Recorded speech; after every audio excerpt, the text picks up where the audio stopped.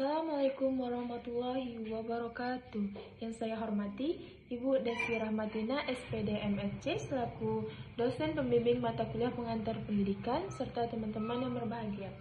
Puji syukur atas kehadiran Allah yang telah memberikan kita nikmat dan hidayahnya kepada kita semua. Salat serta salam tak bosan-bosannya kita hadirkan kepada Nabi besar Muhammad SAW dengan melafazkan Allahumma sholli ala sayyidina Muhammad wa ala ali sayyidina Muhammad. Baiklah, tanpa memperpanjang, langsung saja. Sebelumnya saya ingin memperkenalkan anggota kelompok 1 yang terdiri dari saya sendiri, Naila Sari, sebagai moderator, dan pemateri pertama.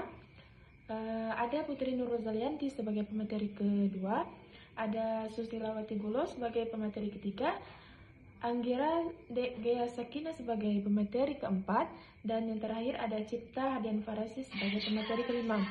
Baiklah, langsung saja kita masuk ke materi yang pertama. Apa itu sistem pendidikan?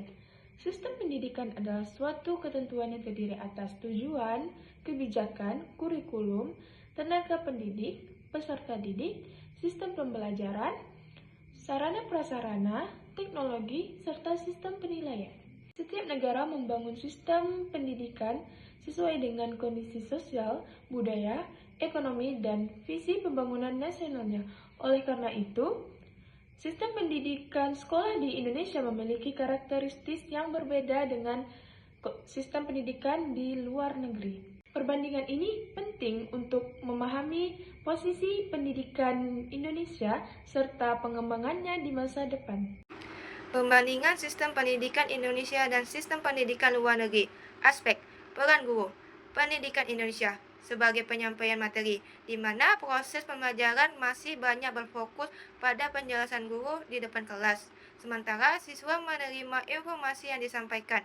Pendidikan luar negeri sebagai fasilitator dan pembimbing, di mana guru membantu siswa menemukan pengetahuan sendiri melalui diskusi, proyek, dan eksplorasi. Pembelajaran lebih berpusat pada siswa. Aspek interaksi guru dan siswa. Pendidikan Indonesia cenderung satu arah, yaitu guru ke siswa. Siswa sering berperan sebagai pendengar dengan kesempatan bertanya atau berdiskusi yang terbatas. Pendidikan luar negeri dua arah dan kolaboratif. Siswa didorong untuk aktif bertanya, berpendapat, berdiskusi, serta bekerja sama dengan guru dan teman sekelas.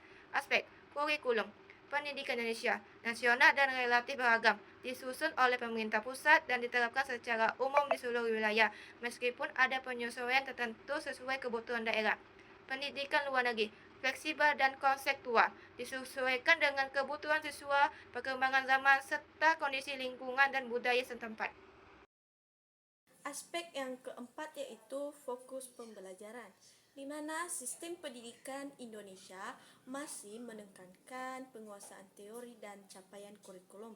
Tujuannya seringkali adalah agar siswa menghafal dan memahami konsep-konsep akademis yang diuji. Sedangkan fokus pembelajaran sistem pendidikan luar negeri yaitu pengembangan keterampilan dan proses belajar. Maksudnya adalah penekanan diletakkan pada bagaimana siswa menerapkan pengetahuan, berpikir kritis, dan memecahkan sebuah masalah. Yang kelima yaitu metode mengajar, di mana sistem pendidikan Indonesia masih menggunakan metode mengajar yang dominan ceramah, mulai dari ke pembelajaran aktif, di mana guru mentransfer informasi dengan ceramah, meski kini mulai menerapkan pembelajaran aktif. Sedangkan di luar negeri, metode mengajarnya menggunakan student center, diskusi, dan proyek, di mana mereka menggunakan metode yang berpusat pada siswa seperti diskusi kelompok, proyek berbasis masalah, dan kegiatan praktis yang lebih mendorong partisipasi aktif siswa. Dan aspek yang keenam yaitu sumber belajar, di mana sistem pendidikan Indonesia masih menggunakan sumber belajar buku teks dan guru, yang artinya mereka masih menggunakan sumber utama dari buku atau penjelasan dari guru. Sedangkan sistem pendidikan di luar negeri sumber belajarnya yaitu buku digital, lingkungan, yang dimana sumber belajarnya lebih beragam, meliputi buku, konten digital, ya salah satunya yaitu internet, video, platform, dan daring.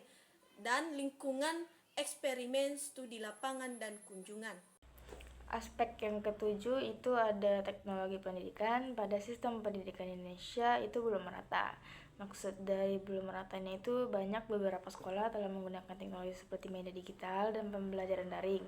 Namun banyak sekolah yang masih terkendala oleh keterbatasan fasilitas jaringan, internet, dan kesiapan sumber daya manusia. Akibatnya teknologi belum sepenuhnya menjadi bagian integral dari proses pembelajaran. Sedangkan pada sistem pendidikan luar negeri terintegrasi dalam pembelajaran.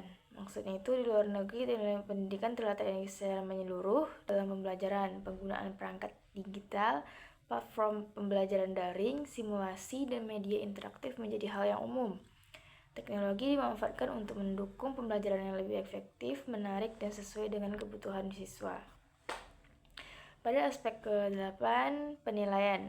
Di sistem pendidikan Indonesia hanya fokus ujian nilai. Maksudnya itu fokus ujian nilai ini udah sebagai indikator utama keberhasilan belajar siswa. Penilaian lebih menekankan pada hasil akhir berupa angka, sementara penilaian terhadap proses belajar, kreativitas, dan keterampilan akademik belum mendapatkan perhatian yang seimbang. Sedangkan pada sistem pendidikan luar negeri, dua arah dan kolaboratif. Maksudnya itu penilaian dilakukan secara berkelanjutan dan mencakup berbagai aspek seperti proyek, portofolio, presentasi, kerja kelompok, serta partisipasi siswa dalam pembelajaran. Penilaian tidak hanya mengukur hasil, tetapi juga proses dan perkembangan siswa secara menyeluruh. Kesimpulan tentang perbedaan sistem pendidikan di Indonesia dan sistem pendidikan di luar negeri, teman-teman. Jadi teman-teman, sistem pendidikan di Indonesia masih berfokus pada penguasaan materi, sehingga siswa hanya diajarkan teori-teori tanpa adanya praktek langsung. Kurikulum juga masih beragam.